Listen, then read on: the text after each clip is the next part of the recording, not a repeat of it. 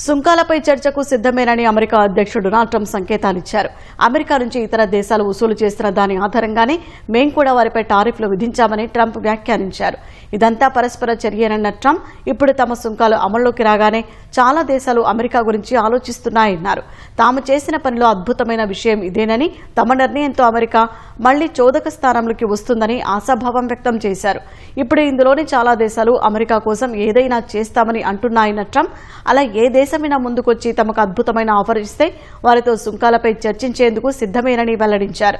Trump నిర్ణయం ఆర్థిక వ్యవస్థలు కుదేలవుతాయని, మాన్యం తప్పదన్న పలు దేశాలు ధ్వజమెత్తుతున్న వేళ ట్రంప్ ఈ కీలక వ్యాఖ్యలు చేశారు.